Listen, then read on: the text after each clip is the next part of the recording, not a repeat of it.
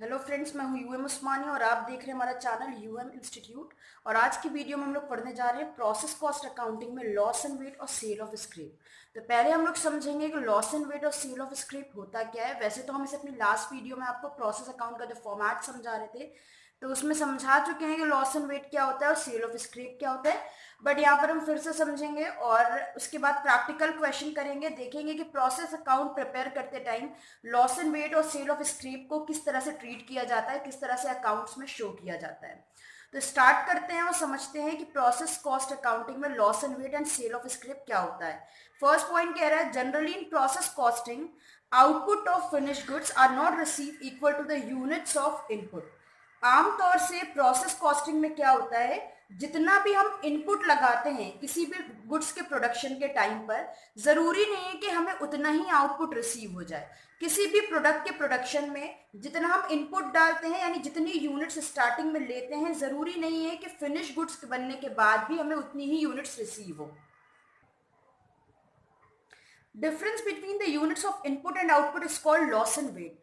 तो जो जितनी यूनिट्स के साथ हमने स्टार्ट किया, यानी जो हमारा इनपुट था, और जो हमारा आउटपुट है यानी जो हमारा फिनिश गुड्स है, जितनी यूनिट्स का गुड्स बनकर तैयार हुआ है, हमारा इनपुट यानी जितनी यूनिट के साथ स्टार्टिंग करी थी, और जो हमारा आउटपुट जितनी यूनिट बनकर निकली, दोनों में जो डिफरेंस होता है उसी को हम कहते हैं लॉस एंड वेट।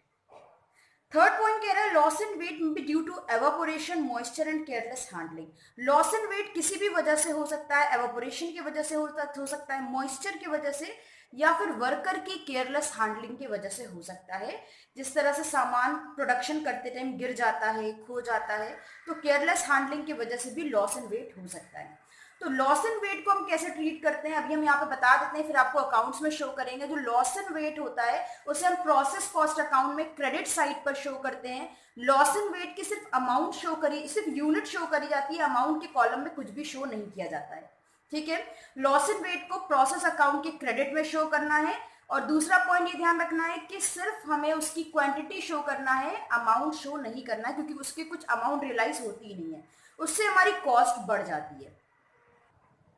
फिर फोर्थ पॉइंट कह रहा है, scrap possess some value. Scrap किसे कहते हैं, जो बचा कुचा सामान होता है या कबाड़ कह लो, उसे हम कहते हैं स्क्रैप। स्क्रैप तो जो स्क्रैप होता है, अगर उससे कुछ वैल्यू रियलाइज हो रही, कुछ वैल्यू है स्क्रैप की, the process account should be credited with value which the scrap would realise on it sale.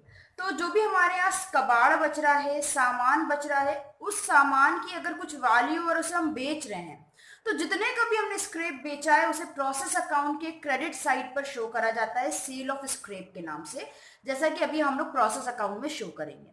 तो ये थे कुछ पॉइंट्स जो लॉस एंड वेट और सेल ऑफ स्क्रैप से रिलेटेड जरूरी थे समझना आप लोगों को। अब हम क्या करेंगे, प्रोसेस अकाउंट बनाएंगे और वहां पर देखते हैं इनका ट्रीटमेंट कैसे किया जाता है।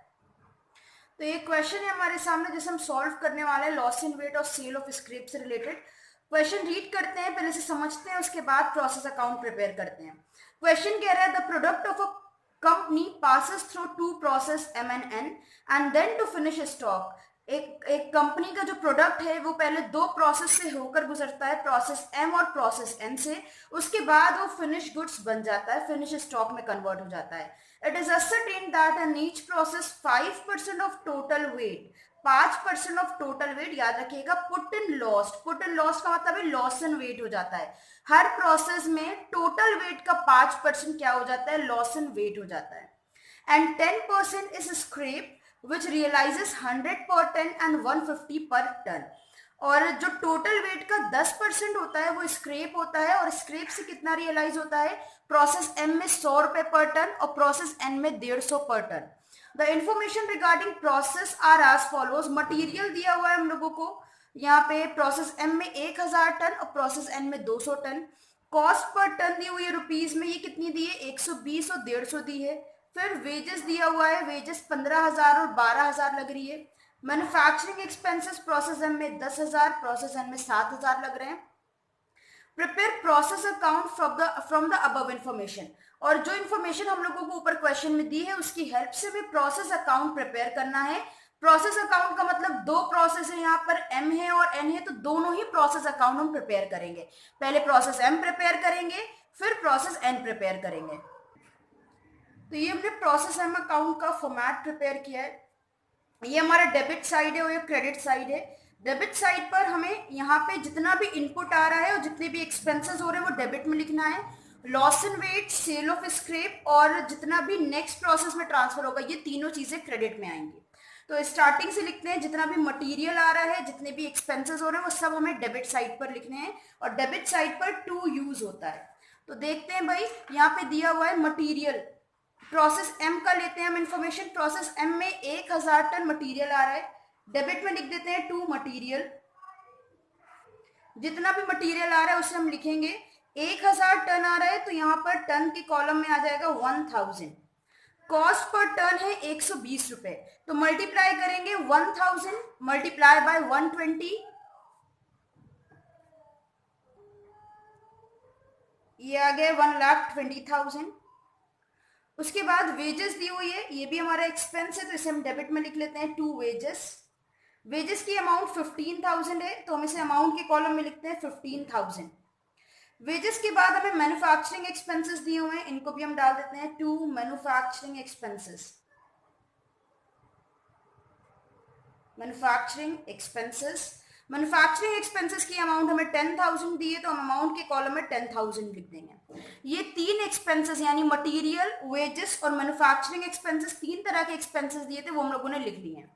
प्रोसेस एन के जो एक्सपेंसेस हैं हम प्रोसेस एन अकाउंट में लिखेंगे, एम के हमने यहाँ पर नोट कर लिए हैं। क्रेडिट साइड पर क्या क्या आएगा, क्रेडिट साइड पर आ जाएगा लॉस एंड वेट, जितना भी हमारा वजन में कमी आ रही है। लॉस एंड वेट के बाद सेल ऑफ स्क्रैप आएगा और बचा हुआ सामान अगले प्रोसेस में ट्रांसफर कर दिया जाएगा। तो देखते हैं कि प्रोसेस एम में कितना लॉस हो रहा है। क्वेश्चन की स्टार्टिंग में इन्होंने कहा था कि हर एक प्रोसेस में 5% of total weight put and lost, हर एक प्रोसेस में जो टोटल वेट है उसका 5% लॉस एंड वेट हो जाता है। तो लॉस एंड वेट हम लोग ले लेते हैं 5%। देखिए यहाँ पर कितना इनपुट इंट्रोड्यूस हुआ है, 1000 टन। 1000 टन इनपुट इंट्रोड्यूस हुआ है, इसका 5% लॉस हो जाएगा। 1000 का 5% हम निकालेंगे, ये आ जाएगा 50 टन। तो यहाँ पे लिख देते हैं 50। और लॉस एंड वेट के केस में हमने बताया था अमाउंट के कॉलम में कोई भी अमाउंट नहीं आती है। लॉस एंड वेट लिखने के बाद हम सेल ऑफ स्क्रैप ले लेंगे, देखते हैं स्क्रैप कितना है और इससे कितना रियलाइज हो रहा है। क्वेश्चन में मेंशन है 10% इज स्क्रैप विच रियलाइजेस 100 पर टन एंड 150 पर टन, यानी टोटल वेट जो भी होगा प्रोसेस में उसका 10% स्क्रैप है और प्रोसेस एम में 100 रुपए रियलाइज होते हैं स्क्रैप से और प्रोसेस एन में 150 रियलाइज होते हैं। हम एम की बात कर रहे हैं तो हम 100 रुपए पर टन रियलाइज कर लेंगे, 10% स्क्रैप है। सेल ऑफ स्क्रैप, 1000 टन सामान था, इसका 10% स्क्रैप है। 1000 का 10% निकालेंगे, ये निकल कर आ जाएगा 100 टन। और बोल रहे हैं कि प्रोसेस एम में 100 रुपए रियलाइज हो रहे हैं तो 100 से मल्टीप्लाई कर देते हैं। 100 टन का 100 से मल्टीप्लाई करेंगे, अमाउंट निकल कर आ जाएगी 10,000। और जो 100 टन का स्क्रैप है उसे हम यूनिट के कॉलम में या टन के कॉलम में लिख देंगे, अमाउंट को अमाउंट के कॉलम में लिख देंगे। तो जितनी इंफॉर्मेशन दी थी, हमें मटेरियल दे रहे थे, वेजेस, मैन्युफैक्चरिंग एक्सपेंसेस, सारे खर्चे डेबिट में लिख लिए। लॉस एंड वेट और स्क्रैप को क्रेडिट में लिख दिया। ध्यान रखा कि लॉस एंड वेट से कुछ रियलाइज नहीं होता है तो उसे सिर्फ यूनिट्स के कॉलम में लिखा है और सेल ऑफ स्क्रैप की यूनिट भी लिखी है और अमाउंट भी लिखी है। अब हम क्या करेंगे, हम दोनों साइड का टोटल करेंगे और यहाँ पर बैलेंस निकालेंगे। क्रेडिट साइड पे जो भी मेरा बैलेंस बचेगा उसे हम अगले प्रोसेस में ट्रांसफर करेंगे। तो यहाँ पे अब हमें अकाउंट को क्लोज करना है। देखिए 1000 यूनिट हमने इंट्रोड्यूस करी थी, 1000 टन, उसमें से 100 टन स्क्रैप है और 50 टन क्या हो गया, लॉस एंड वेट। तो ये टोटल 150 टन की कमी आ रही है। 1000 टन इंट्रोड्यूस किया गया था, 1000 टन में से 150 टन की कमी आ रही है, माइनस कर देंगे, बचा कितना, 850 टन बचा। तो हम यहां पर लिख देंगे by transfer to process N. Process N में हम ट्रांसफर कितना करेंगे, 1000 में से 150 टन जो कमी आई माइनस कर दिया, बचा हुआ 850 टन अगले प्रोसेस में ट्रांसफर हो जाएगा। इसी तरह से हम अमाउंट का टोटल करेंगे। देखो 1,20,000 और ये 25,000 और ऐड करेंगे, टोटल बन रहा है 1,45,000। तो यहाँ पे हम फ्रेम में ये टोटल लिख देते हैं 1,45,000। 1,45,000 रुपीज का टोटल मटेरियल वेजेस, यानी टोटल जो एक्सपेंसेस है वो कितने किए गए? 1,45,000। 1,45,000 में से स्क्रैप जो था वो 10,000 का बिक गया है, तो 1,45,000 में से 10,000 माइनस करेंगे, यहाँ कितना बचा? 1,35,000। 1,35,000 रुपीज अमाउंट हमारी बच गई। तो ये हमारा प्रोसेस एम अकाउंट क्लोज हो गया है। अब अगर आपको यहाँ पे कॉस्ट पर टन निकालने के लिए बोले तो आप वो भी निकाल सकते हो। कॉस्ट पर टन कैसे निकालोगे? आप जो अगले प्रोसेस में ट्रांसफर कर रहे हो उसकी कॉस्ट कितनी है? 1,35,000, आप 1,35,000 लिख दोगे। और यूनिट्स कितनी बची है? 850 टन बचा हुआ है, तो आप जितनी यूनिट टोटल ट्रांसफर कर रहे हो, यानी जो भी मटेरियल आप ट्रांसफर कर रहे हो अगले प्रोसेस में उसकी कॉस्ट ले ली और उसमें डिवाइड दे दिया जितने टन ट्रांसफर कर रहे हो। तो 1,35,000 डिवाइडेड बाय 850 टन, ये निकल कर आ रहा है 158.82 पर टन। तो 1 टन की कॉस्ट निकल कर आ गई है। अब हम प्रोसेस एन की तरफ चलते हैं और वहां पर भी इसी तरह से कैलकुलेशन करेंगे। ये प्रोसेस एन का हमने अकाउंट प्रिपेयर कर लिया है, फॉर्मेट प्रिपेयर कर लिया है। सेम वैसे ही कॉलम्स बनाए जैसे प्रोसेस एम में बनाए थे। अब प्रोसेस एम में जितना भी हमारा गुड्स मटेरियल बचा था और उसको हमने प्रोसेस एन में ट्रांसफर किया था, सबसे पहले हम उसे शो करेंगे डेबिट साइड पर, और यहाँ पे लिखेंगे to transfer from process N. तो 850 टन मटेरियल था और उनकी कॉस्ट आई थी 1,35,000। तो ये हम लोग लिख लेंगे। लिखने के बाद हम क्या करेंगे, देखेंगे कि कितना मटेरियल, कितनी वेजेस और कितने मैन्युफैक्चरिंग एक्सपेंसेस हैं जो कि प्रोसेस एन में हो रहे हैं। तो हम देखते हैं प्रोसेस एन जो है, यहाँ पर मटेरियल कितना यूज हो रहा है। 200 टन सामान आ रहा है और 150 रुपए पर टन है। तो मटेरियल को हम प्रोसेस एन में लिख देते हैं। मटेरियल कितना इंट्रोड्यूस हो रहा है, जितना भी मटेरियल आ रहा है उसे डेबिट साइड पर मटेरियल के नाम से लिख दिया जाएगा। तो मटेरियल कितना आ रहा है? 200 टन आ रहा है और 150 पर टन है। तो जितने भी टन मटेरियल है हम उसे यहाँ लिख देते हैं 200 टन, और 200 टन है, 150 रुपए का 1 टन है, तो मल्टीप्लाई करेंगे निकल कर आ जाएगा 30,000। यानी प्रोसेस एन में 30,000 रुपए का मटेरियल इंट्रोड्यूस किया है। उसके बाद प्रोसेस एन में जो वर्कर काम कर रहे थे उनको भी इन्होंने वेजेस पे करी है, और प्रोसेस एन में जो वर्कर काम कर रहे थे उन पर गुड्स को मैन्युफैक्चर करने में कुछ मैन्युफैक्चरिंग एक्सपेंसेस भी पे करे हैं, उन्हें भी हम यहाँ पर नोट कर लेंगे। तो जितने भी एक्सपेंसेस दिए होंगे उन्हें देख लेते हैं। प्रोसेस एन में वेजेस पे कर रहे हैं 12,000 और मैन्युफैक्चरिंग एक्सपेंसेस पे कर रहे हैं 7,000। तो इनको हम नोट कर लेते हैं। प्रोसेस एन में 12,000 वेजेस है और 7,000 मैन्युफैक्चरिंग एक्सपेंसेस हैं, इन्हें हमने नोट कर लिया। उसके बाद हम लोगों ने क्वेश्चन रीड किया था, हर एक प्रोसेस में यानी प्रोसेस एम में और एन में दोनों में टोटल वेट का 5% क्या हो रहा था? लॉस हो रहा था। तो क्रेडिट साइड पर हम लिख देंगे बाय लॉस इन वेट। 5% नुकसान हो रहा है। तो हम देखते हैं टोटल वेट कितना है। यहाँ पर देखते हैं 850 यूनिट पिछले प्रोसेस से आई है, 200 हम लोगों ने अभी इंट्रोड्यूस करी है। 850 प्लस 200 यहाँ पर आ जाएगा 1050। 1050 टन टोटल यूनिट्स यहाँ पर अवेलेबल है। तो जितनी टोटल यूनिट्स अवेलेबल होंगी उसी का 5% क्या हो रहा है? लॉस इन वेट लेके चलना है हम लोगों को। तो हम लोग कैलकुलेट करते हैं 1050 का 5%, ये आ जाएगा 52.5, और लॉस इन वेट के केस में अमाउंट नहीं होती है। फिर दोनों ही प्रोसेस में 10% स्क्रैप था, तो स्क्रैप को लिख लेते हैं बाय सेल ऑफ स्क्रैप।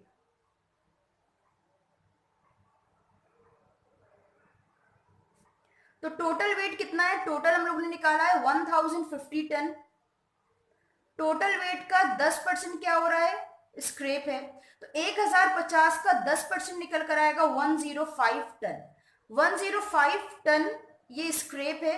अब हम देखते हैं स्क्रैप से कितना रियलाइज हो रहा है। क्वेश्चन में मेंशन था कि 10% स्क्रैप है और स्क्रैप से प्रोसेस एम में 100 पर टन और प्रोसेस एन में 150 पर टन रियलाइज हो रहा है। तो क्योंकि हम प्रोसेस एन सॉल्व कर रहे हैं तो 150 पर टन ले लेंगे। यहाँ पर लिख देते हैं 150 पर टन और इनका कर देंगे मल्टीप्लाई। 105 टन है, 105 मल्टीप्लाई बाय 150, ये निकल कर आ जाएगा 15,750 अमाउंट के कॉलम में। और ये जो 105 टन स्क्रैप है इसे हम लिख देंगे यूनिट्स के कॉलम में 105। अब क्या करेंगे, ये हमारा लास्ट प्रोसेस था, तो लास्ट प्रोसेस में जो बैलेंस बचेगा उनसे हम फिनिश स्टॉक के नाम से लिखेंगे, बाय फिनिश स्टॉक अकाउंट या फिनिश गुड्स अकाउंट। तो ये बैलेंसिंग फिगर हम कैलकुलेट कर लेंगे टोटल करके। अब देखते हैं यहाँ पे क्या था, 850 टन पहले से था, यानी जो प्रोसेस एम था वहां से यूनिट्स आई थी, 200 टन और इंट्रोड्यूस करी, टोटल कितनी हो गई, टोटल 1050 यूनिट्स हो गई या 1050 टन हो गया। इसमें से लॉस इन वेट और सेल ऑफ स्क्रैप हम माइनस कर देंगे। तो कितना लॉस इन वेट है, 52.5 यूनिट्स का लॉस इन वेट है और 105 यूनिट का स्क्रैप है। टोटल बन रहा है 157.5। टोटल इतने टन मटेरियल हमारा कम हो गया। 1050 में से जितना कम हुआ है वो माइनस कर देंगे, तो ये बचा 892.5। इतने टन मटेरियल हमारे पास बचा है, इसको हम फिनिश स्टॉक के कॉलम में लिख देंगे 892.5 टन।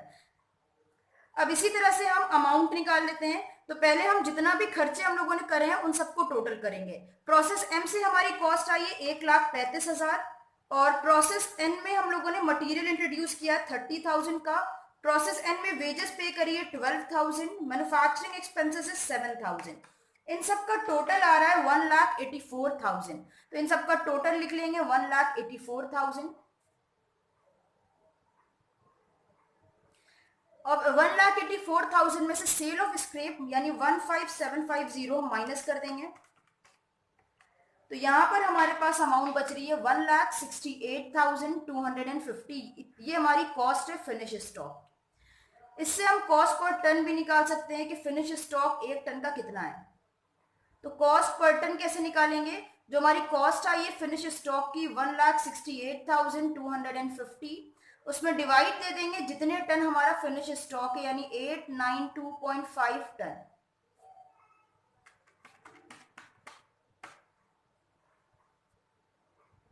ये निकल कर आ गया 188.5 पर टन। तो ये कॉस्ट पर टन निकल कर आ गई हमारी।